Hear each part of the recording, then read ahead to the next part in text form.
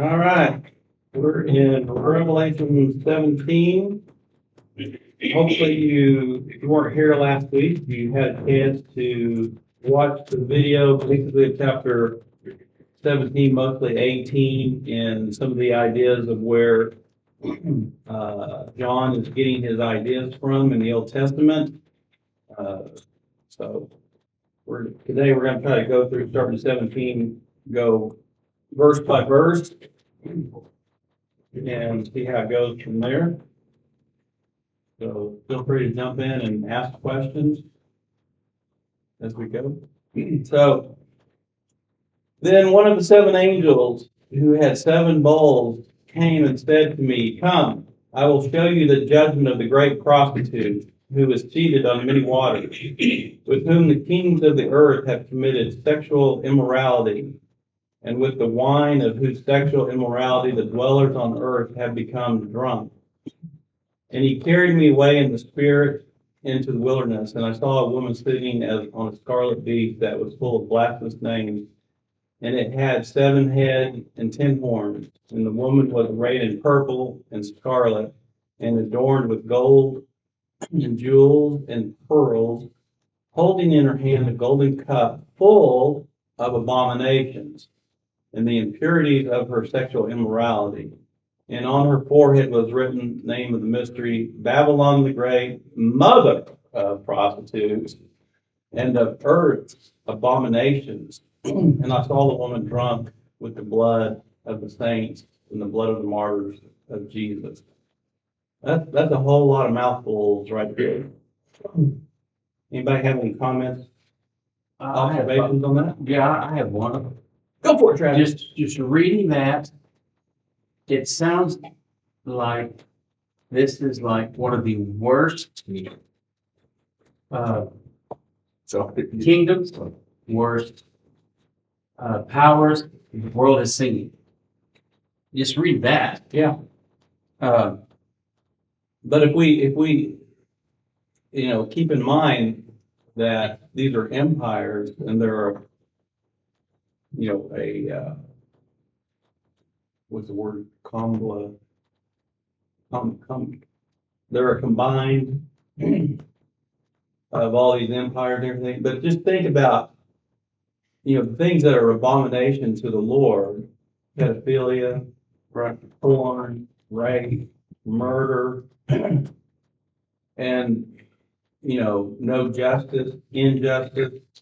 We see this all over the place, but especially with one particular, since we're talking about religion, we see this with one particular religion. Correct. And I was saying, because I sort of think like you do, that it will be just like an Islamic thing. What? I think that the 10 nations will be an Islamic thing. Yeah. So is this the Islamic thing, or is this just a big picture of all the Babylon since the beginning of Babylon, and God is grouping them all together, saying, "This is them, and I'm judging you now"? Is that what it's sort of doing? Yeah, because we read in Scripture, the different things that the Assyrians did that were heinous. Matter of fact, on Wednesday we're going to talk a little bit about some of the heinous crimes they did, which were ridiculous. When it talks about her standing on the water, doesn't that in a lot of places refer to Gentile nations? Yeah, and he does this. To me, it sounds more like it's all encompassing. It comes with all of Babylon. Yeah. So evil empires. We talked about this here before, how in verse 15 people will refer to our waters refers to people in verse 15, and that she's corrupted the nations. So while she's one thing, she's also many things and many nations, and she's a political system, but she's also a religion. So it makes sense. That's why we went through that intro last week, to show you her reach, her her destiny, if you will. Like, what this is in Revelation 17:18 is John is drilling down into what we've already discussed as happening. But now we're getting a bunch of detail about this. So this is like a giant parenthesis, if you will, for lack of a better way of putting it. So you following me there a little bit? It makes sense. Okay. But those, I mean, those are great questions. So, you know, and I want you to keep in your head, like, full of abominations, you know, and, you know, her impurities. Look how much look how much of it is prostitution, sexual immorality. Right. You know, it's connected to abominations. And like I just mentioned, pedophilia. We're seeing this blow up. You remember the picture Travis showed when he taught about the I don't know what they were, dressed up in church in a choir, the LBGTQ guys. Yeah. Sexual trafficking throughout the world. Yeah. All this stuff is going on, Yeah. and then it's not just new. This has been going on for the entire. But it has. But now it's like it's exploded. Mhm. Yes, it's been going on forever. There's more slaves in the world today than there ever has been. People don't understand that. Yeah. We thought we got rid of it. No, there's more slaves going on, and sexual slaves, child sacrifice. That's what I think is another thing that we're not seeing yet, but I think it's gonna bubble I to think the it's going on. surface very soon. What's going on in Africa? Entire Christian communities being beheaded and killed. Yeah. Walking in churches. Yeah. And I just thought that, you talked about all the jewels and stuff, they talked about that. Yeah. And I thought, that doesn't even, to me, it's not the picture of Islam. So I thought there's gotta be something more bigger and beautiful. Going back to Babylon as in gold, it was gold because it was ornate. So I was like, Look at how much this they gotta be a combination. Islam has a lot of oil. I mean, they got countries with oils. They got billions. Well, look, They got- right. yeah. let's take a look at what it says here, that, what verse is it? That bears discussion. Really just represents all. That's Can thinking. I read something that I Yeah, underlined go in the ahead, go ahead, content? Max. This is just too quick. The world's people being swept up into the intoxication and sin of a false system of religion. That's good. Yeah, And that's with regard to verse 2, Kings committed fornication and wine of her fornication. There's more to that. And That's that's the what I part wanted I to get to. underlined. perfect. That's what I want to get to. Okay. So, yeah, That's good. that's what I want you to see is that the nations are drunk in this, Money. in the blasphemies, in the abominations, in the sexual immorality, the injustices that are going on in the world. And so keep in mind two different things here. The focus is there in the Middle East in general, with this happening with Christ and the things that are going on. But there are worldwide ramifications and effect of, quote unquote, if you just said it like they're a world religion that is so corrupt, it's crazy. Is it based on monetary? Is it based on controlling other people, power? Yes, it's gonna be worldwide with that corruption. Didn't you say, Michael, there was stuff like this going on down in Galveston or Texas or Houston, the Muslim? Or it's everywhere? Plano. It's everywhere. It's in all states. And you'll see what I You got. said it was here. crazy. What, in Oklahoma City? Yeah. Yeah, that's right. Yes. Okay. So just to give us a flavor of this, I've got some slides here and I'm gonna try to go through them as quickly as possible because I don't want to spend a lot of time on it, but I want you to get the idea. So here we have, this is from news stuff I picked up from different places, Middle Eastern funding, particularly from Qatar. Qatar and Saudi Arabia are probably the biggest ones. And how they significantly influence Ivy League and other elite universities, okay? Jump down, significant financial contributions. Notably, Qatar is a major donor according to the Free Press. These donations often come through foundations and other entities. You know, they're filtering. It's called, you know, like money laundering. It's laundering through different other organizations. So it may obscure the direct governmental source of the funds. Establishment of academic centers and programs. Some Ivy League universities have established students and programs focused on Middle East and Islamic studies So they're influenced by the donations from countries like we just mentioned. Critics argue that some of these centers produce materials promoting the political interest of donors and demonize Israel. Oh, we see that with the protests from the colleges, right? Let's move on. Saudi Arabia lobby is the single most, did you have a question there, Josh? Not a question, but something here I believe needs to be driven, because I've had not only personal experience with this, but the year I came home in 2016 from overseas, I was with a doctor who was not Muslim, but the Muslims thought he was, and kept pulling him to come speak. And this is 10 years ago, 11 years ago. And they offered him, they said it was a Saudi Muslim guy who approached him, and the doctor was telling me this because I just came from there. And he said, they were asking me if I would sponsor building a mosque. And they've got $250,000 to give to anybody in the U.S. that will build a mosque. Right. And when you see them popping up, it's because Saudi Arabia, as part of the entire Middle East, intends to flood America with Islam. Yep. And they're paying for it. And we're in bed with Arabia with Yeah. oil and have been since the 30s. And the- Which I find incredible because we seem to be asleep over it. Well, yeah, but the Very real. American people are asleep, most of them. Yeah, that's what I'm saying. Yeah, And I mean, I've learned in other Bible studies that like, also, the Catholics are, the Pope, the leadership is pretty much in bed with the Muslims. I mean, they've made a church in Germany, UAE, where it's a shared church, Muslim, Christian, yeah. they share this church. I mean, yeah, look at Yeah, that. and also if you're Right. paying attention in Europe, most of the churches over there are being converted to mosque. Anyway. So Saudi Arabia lobby is the single most powerful and well-funded lobby, not only in Washington, but the history of the world. And then, there's a book back from 2004, House of Bush, House of something.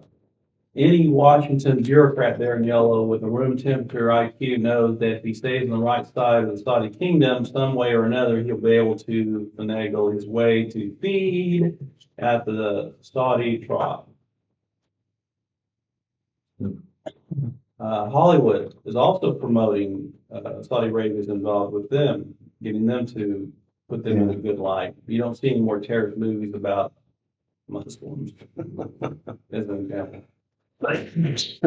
How the Qataris conquered DC while you were sleeping, blah, blah, blah, right? Okay. Trump's conflicts of interest in Saudi Arabia. Here's another one, Institute for the Study of Global Anti-Semitism and Policy. Follow the money, Qatar and the Muslim Brotherhood funding the higher education, which we talked about. I want to skip this a little bit, but I want to show real quick. Let me see if I have it. So this is from my own bookmark Twitter feed here. So you have here, this is just very recent. Foreign royal family owned more of London than King Charles, as warring 10 laid bare. So that's a kind of a news item. Once somebody goes back and get them to do. Then you have these children here. This is an Islamic center in Philadelphia. Okay, these are children, if you can't tell. And they say, we will chop off their heads, liberate Allah Mosque, and lead the army of Allah, fulfilling his promise, and we will subject them to eternal torture. The blood of the martyrs protect us. So this is the guy, says Alexander Duncan, that's his side. He's always putting these things up. I think he's running for some sort of congressperson there in Texas. But he plays this. This is forget where this is exactly at. But this guy says, this Muslim says, we will not stop until Islam enters every home. An ideology hell bent on conquering and dominating the entire world. This is why it's paramount that we as Americans unite and drive this evil, violent ideology out of the U.S. I don't think that's going to happen. I have a whole bunch of these. I won't get into all of it, but I wanted to give you a flavor of this as we kind of move forward here. It's brilliant. It's so crazy though, because no matter whatever the world pushes, whatever ideology, whatever it is, the world accepts it, except for the gospel. I don't care what it is. Yeah. You are You so will tell right. the world it is on this earth, we're here to conquer you. You know what? They're not gonna bat an eye, but you say Jesus saves, they will throw a fit. Yeah. Yeah. So right. So crazy. Yeah. believe there's a devil, but they don't believe there's a God. Correct. Right. And see the devil behind all of it, except for one, the gospel's like, oh, God. Interesting. Yeah. You have to believe there's a devil because the world is so evil. That's right. So this picture right here shows you Mecca on the left in the 1800s. You can see the Kaaba there in the center.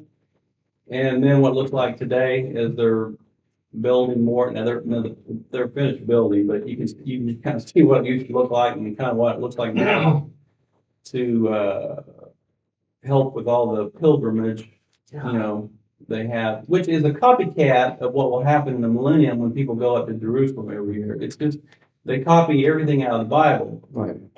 Well, yeah, they had to make it up. I mean, they had to get it from somewhere. Right. That's tell real fast. I was thinking about what Michael was just showing. And I was like, the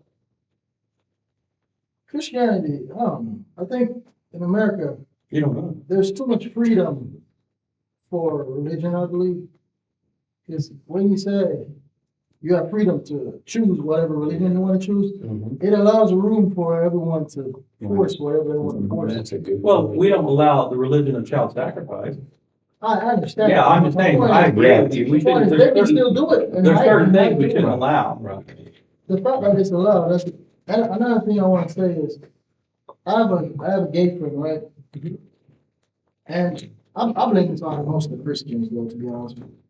Because we're not, I say we because I'm a Christian, we're not preaching, not everybody's preaching the true word of God. Yep. And there's the prosperity preaching, and there's the homosexuals who believe that they go to heaven, and they try to exclude the part of the Bible that says homosexuality is wrong. And there's just so many different factors. I mean, there's preachers who just preach for money. And they never preach from the Bible, they preach their own words, and people start worshiping them. So there's a whole lot of stuff, man, that affects the true word of God. And you don't have enough, I believe, people out there to fight against it. And Christians are lazy because they just want money and they think about themselves. And they don't think about the work of God. So Yeah, all that has to do with it. we're too comfortable. We do not fight for our existence every Yeah. day. That's right. So we are like sheep, Yeah. and we follow whatever the thing is of the moment, rather than having true discipleship to learn and then to carry it But the forward. pattern in the Old Testament is when a nation turns away from God and becomes corrupt and follows idols, foreigners come into their land, either by invasion or by other means, which is what we see. Very interesting point about Mecca. There are people there, there's an average like between 70 and 80 people that die there every year. Right. Trampled, Going around. disease, Yes. but there's an extra blessing for them, and so it's worth it. I mean, in their heaven. I would love to go into the details about the little stone that they're trying to touch as they circle around, and which is an ancient ritual from other gods from back in the day, but not today. Where is this? Mecca? Is that the Kaaba in the middle? Is that the stone? Yeah, that's it. Yeah. Okay. Isn't Muhammad buried No. there? Is that Right giant? at Medina. But this isn't Medina. No, he was born in Medina. Is that Mecca is where he received the oracles. Where he looked at the Somewhere. wax, where he looked into the Built, black where ant. it's built, where he died. What are you saying, Eric? Is that the giant clock tower to let Yeah, everybody yeah. know to pray? Yeah. In the middle? And that tower is Where they might, it's where they travel right very, very tall. Yeah, that's really good. I mean, it's like, Building in the area. I think it may be one of the tallest buildings in the world, actually. It's when they get them back in the future. Yeah. All All right, There's a verse there, all right, back to verse 3. What was it? Sorry, 3, did you say? Verse Okay, 3. thank you. Yeah. And he carried me away into the spirit into the wilderness, and I saw a woman sitting on a scarlet beast full of blasphemous name, having 7 heads and 10 horns. What is the opposite of the wilderness and desert? Anyone? Sea? Huh? What? The sea? Green pastures and. Yes, green pastures, There you go. Eden. Oh, okay. Eden, yeah, Yes, very good. yes. Wilderness is life sustaining. No, it's chaos lives there. Death is there. That's why that's why God puts it in there like that. So it's the opposite. It's always the opposite of Eden. Okay. The harlot Babylon creates chaos. Her purpose is to destroy God's imagers and God's creation, which we clearly see happening. Now, we're going to jump down to verse 9. This is about the 7, the 7 heads, 7 mountains. So let's take a look. The 7 heads, this is where John is like, or the angel explained to John. The 7 heads are 7 mountains. Mountains is another term for kingdoms, which you'll hear people say, oh, it's the 7 hills of Rome. Okay, whatever. But that's not what he says here. Then he goes to verse 10. He says, they are 7 kings. So there it is, kings / empires. Now, he's saying 5 have fallen. They're the past. They're past kings. 1 is during John's time period, right? And another kingdom, another king, which is yet to come, or next empire. And when that one comes, he must remain for a little while. So 11, verse 11. The beast, which was and is not, is himself also an 8, and is one of the 7. And that one goes to destruction. So see what he's saying? Out of the 7th one will come an 8th for a short period, and that one, which we know as Antichrist, will go to destruction. If you don't read Daniel, some of this is going to get lost. We're going to touch on Daniel here in just a second. Verse 12, the 10 horns which you saw are 10 kings who have not received a kingdom, but they receive authority as kings with the beast for an hour. I'm not going to say that's a literal hour or what that is. It basically is a short period of time. Verse 13, and these have one purpose, and they give their power and authority basically over to the beast. Any comments on that? That word purpose, I've got a footnote here, they will be like as in one mind. Yeah. Agreed with one. Yeah, exactly. So the 7 heads or 7 kings or kingdoms or empires. Daniel spoke of 4 kingdoms. When we read Daniel, he speaks of 4 kingdoms, not 7. So which 3 of Daniel identifies for us? We know them because they're identified in Daniel as Babylon, Medo-Persia, and then Grecian, or they call it Yaman, which is modern day Turkey, just so you know. And the 4th was not identified by name. It just says was the worst beast. Daniel marveled at the beast, the 4th beast. But this 4th empire in Daniel will be the last one on earth. So we see kind of Satan is seen sitting or riding on these past empires, controlling them. So I would suggest to you modern empires are not included in John's vision. You don't see a British Empire, you don't see a German Empire, you don't see a Japanese Empire, you don't see a United States Empire. So these visions are very Israel-centric. Got it? All right. I'm not trying to get too distracted here, but Please. is it Egypt, Babylon, Medo-Persia? We're going to get to it. Perfect. Okay. We're going to look at that. Matter of fact, let's jump over to it real quick. Okay. So here's the way it works. So you got Egypt is the first one. Okay, that John's talking about. So 5 have fallen, right? So we got Egypt fallen, Assyria fell, Babylon fell, Medo-Persia fell, Javan fell, through Alexander the Great. Then current during one, it says, today you have Rome. That is the one that is. Then the 7th, which I have question mark, I think it's Islam, but other people have other ideas. And then out of that 7 comes the 8. So the way, and you'll remember that he died, they talk about in Revelation, we talked about how it revives itself. Remember we saw that in chapter 13, the beast was wounded and thought dead, but it revived. The Ottoman Empire officially went away in 1923, and they're trying to revive that's what Turkey is working on right now, is to revive the Ottoman Empire. So that's why we keep a lookout, watchman, for that area over there.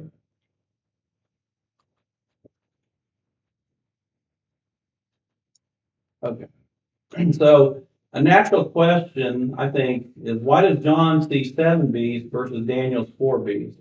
So the answer, I think, is pretty simple. In Daniel, 4 empires were only shown to Nebuchadnezzar. It was 4 Nebuchadnezzar's. Remember the statue? In that time. Yeah. So it's only about, so God's showing Nebuchadnezzar his, because he was the big cheese back then, if you will. And then Daniel 7:19 says, "Then I desired to know exactly the meaning of the 4th beast, which is the 7th beast in Revelation, which was different from all the others, and it was exceedingly dreadful, with its teeth of iron and its claws of bronze, in which it devoured, crushed, and trampled down the remainder with its feet." So this is an empire that crushes, devours. If you guys remember back, if you were watching the news like 15, 20 years ago during, Afghanistan and the Iraq War, you would hear about how the Taliban would blow up and destroy, statues, old cities that had been, the archaeology didn't want destroyed, because they want to erase anything that would challenge Islam. So they want to erase it. That's so when you see the word crushed and trample, it has that kind of a meaning to it. Verse 20, and the meaning of the 10 horns that were on its head, and the other horn which came up, and before which 3 fell, namely that horn which had eyes and a mouth uttering great boasts, and which was larger in appearance than its associates. And I kept looking, and that horn was waging war with the saints and overpowering them. Remember that from Revelation 12, when the Satan is thrown down and his angels to the earth, and it says, "Woe to you on earth," basically. Now he's got a short time. He's going to really get it together and attack everybody, the Jews and then the Christians. So, Yeah, I was looking this up, you were listening to? yeah, I'm listening. I'm listening. It's 2 Thessalonians 2, verse 1. It goes down to like 12, but I'm just gonna read this part. We talked about the Antichrist and stuff. It says, "Don't be so easily shaken or alarmed by those who say that the day of the Lord has already begun. Don't believe them, even if they claim to have had spiritual vision, or revelation, or letter supposedly comes. Don't be fooled by what they say, for that day will not come. There was great rebellion. Good stuff. And the man of lawlessness is visible, the one who is in destruction. He will exalt himself and defy everything that people call God, every object of worship. He will even sit in the temple of God, claiming that he himself is God." Yeah, so what day is he talking about? The Jesus returns. That's right, the day of the Lord, Jesus' second coming and everything. And what has happened before? You just read it. The disillusionment, people. The abomination, where he sits in the temple, it says where he sits, which isn't built yet, but it's going to be rebuilt. So what do you want to look for? A rebuilt temple. Right. So if Paul's correct, he's saying that, of course, in Paul's day, the temple was still standing. Okay. But today we know the temple's not. So we're waiting for a temple to rebuild. So we know that the rapture is not going to happen until that stuff happens. Is that the one in Mecca? What? Is that the one in Mecca? No, the temple on the Temple Mount. Yeah. Jerusalem. In Jerusalem. Yeah. All right.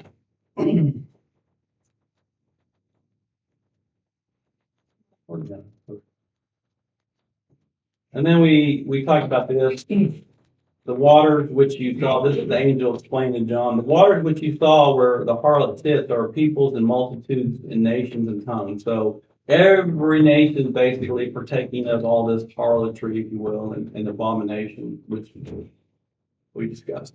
And the 10 kings which you saw in the beast, these will hate the harlot and will make her desolate and naked and will eat her flesh and will burn her up. So what you have here, so let's continue now to explain this. For God has put into their hearts to execute his purpose. Okay, so they're like, talk about this, if you will. God's using them by having a common purpose and by giving their kingdom to the beast until the words of God will be fulfilled. And the woman who you saw is the great city which reigns over the kings of the earth. So what you're going to see happen eventually, like I said, you got a political system, and you got a religious system, and then this, they're part of one and the same. One is going to be in conflict with the other in the last days. So you'll have a hardcore group, if you that thinks we should be doing X, Y, Z, or they should. I mean, the Muslims think they should be doing X, Y, Z. Then you have the other one who's like basically harlotrying with the nations, and they're all in cahoots with, and so the religious part's not going to like that, and so one of them's going to take out the other. Basically, is how I see it, how I view it. And I don't know why this thing wants to do this all the time, but bear with me just a second. That kind of makes sense. The nations at large are all eat up with sin. Then the Islamic hardcore fundamentalists try to stamp all that out. Say, Yep. No alcohol, no, Yeah. cover the body, all that kind of stuff. And remember, you have two sects in Muslims that are, Sharia Right. and what's the other one? Sunni. Sunni's the largest one, actually. But Sharia is the one who's very fanatical. They're causing most problems. Sharia law, Shia. I mean, Shia. Yeah. And that is based on country too, because you got Iraq and Iran. Well, modern country drawn up by the British.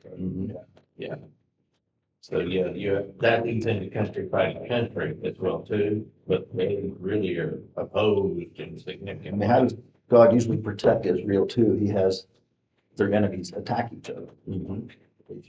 So here's a little graph that just says what each one did. Egypt, they tried to assimilate Israel. Assyria exiled 10 tribes, tried to exile Judah. Babylon did destroy Jerusalem, slaughtered Israel. Persia attempted to destroy the Jews during Esther's time, which is in the Bible. Greece or Yavon, this is the famous Antiochus Epiphanes, who a lot of people will look towards an example of abomination of desolation in the temple, because the temple was standing at the time. Then you have Rome, who actually did later, not during Jesus' time, but in 70 AD, they destroyed Jerusalem, they destroyed the temple, and they haven't had a temple since. Then in 135 BC, they actually kicked out the Jews from all of Israel. Then, to add insult to injury, they renamed Israel, the Rome did, as Palestine. That's where it comes from. And they did it because it was their arch enemy, Israel's arch enemy, and they did it to humiliate them. So funny to me is how they cry for Palestine, and I'm thinking to myself, that name came from a bunch of colonizers. Yeah. Right. From a bunch of white colonizers. Right. Stand for you. You don't even know what you're talking about. Okay, so how do we know the last empire with its confederate nations are in the Middle East? I could ask you that question and have you answer it, but I guess I put it up there, so. So you can read about them in Ezekiel 38, actually, it lists them all out, just figure out their modern day, what else to see. So these 10 nations who the beast controls, they hate this harlot. Why does the beast hate her? After all, she's part of the beast with great authority and power, because she's a huge economic system, and we will talk about that in the next chapter. If you want to really dive deep into this, I would recommend getting Joel Richard's book, Mystery Babylon. A lot of good material in there. You can actually get it free from his website, a PDF of it, if you don't want to buy it, but it's really good stuff. All right, next week, the fall of Babylon. Yay. All right, so we're gonna, anyone have any questions or comments, observations? Yeah, how do you describe the Antichrist? What? How do you describe the Antichrist? How do you describe it? Yeah. Let's say I didn't know what I was talking about. How do you describe him? Well, he's gonna be a leader, I would describe him as a leader that is going to rule these 10 nations and tax Israel. And Daniel talks about his description and how he's a man of deceit. Yeah. And intrigue and, using subterfuge. Gonna try to be like Christ. He's Yeah. gonna try to come off as Christ. Very charismatic. Yeah. I read it. Gets followers very easily. Does what we would call miracles that we think are Christ-like, but are not. It's misdirection. That's what it is. I had that same question. Yeah, I had to go down that hole too. Yeah, there's, like we said in here, Satan tries to imitate, or imitate God. And he's trying to set up his own holy tribe, Yeah. Trinity. Him, then the Antichrist is his Jesus. And I don't know, the false prophet, I guess, is the Yeah. Holy Spirit. I haven't figured it all out. So the thing to really take away though, is the whole point that we've said over and over throughout the Revelation series is persevere, endure these things, overcome, even if overcoming means overcoming through death. Because if we live through this, these are the things we face. Maybe not as brutal as the Middle East might, because really there's no Christian nation over there anymore. But, we have Christians in all these other countries that will see some of this, including the United States, because as we saw earlier, they're here, they're popping up, they're infiltrating into all levels of government. Whether or not the United States pushes back on any of that, we see a little bit of that starting. Hopefully it'll, I don't know. But the point for us is to endure and persevere through it. I agree. And lead others. The reason And why lead others. I always That's like, right. I always like to look at the end game of it all. I look at God's perspective of it, which is all this has to happen for him to return. If not, it's not going to return. Because I remember we were talking about a couple weeks ago when he said he's going to get up and say no. Yeah. So I just feel like it has to happen. So I just sit back and do my part. Well, and take heed to what Michael said, there's no real Christian nations, but there are Christian groups that live in many of these countries Oh, yeah, over that's there what you're saying. in the Middle East, Yeah. Egypt, Africa, stuff like that. So they, unfortunately, we gotta keep an eye on what's happening to Yeah, them they too. worship silently. Yes, because it's gonna happen to them before, in theory, it happens to us. Yeah. That's true. But the Keep an eye on Muslim belief Armenia. is to take the entire world over and make it Muslim. Oh, yeah. And if people read it, because I read some of it, and it's really true. If you don't believe, it says cut your head off. Yes, exactly. I couldn't believe when I read that. I was Yes. because They they still always come practice off that real today, peaceful Sally. and stuff. Mhm. They always come off real peaceful. Yeah. So you think, okay, brother, whatever. But then when you read it, the doctrine is right there. It is. Yeah, you can tell us too, that the word Islam means submission. Yeah. Oh, I didn't know that. And when they say that it's a religion of peace, they do mean that it's a religion of peace if you are a Muslim. Once they Well, tell pays at the end of this whole. Yeah. How can it be peace though, That's on when their flag. they still hate? The two stories. Because they don't hate Muslims. If Yeah, you're, but if it's you're still- not, if you're not a Muslim, then you are an infidel and deserve whatever you Yeah, get. but they can't be peace, because we're taught as Christians to love everybody regardless how they treat us. That's peace. How can you preach peace? Well, they're not- if- they're- if you're not part of me, I'm supposed to hate you. That's not peace. Have a different definition. So if you read, hey, Clark, They don't, Yeah. Clark, if you look at the Quran, it reads very similar to the Old Testament and the Bible, Yeah. with one exception. Like you just said, where we're told to, love your neighbor as yourself, blah, blah, blah, and all that.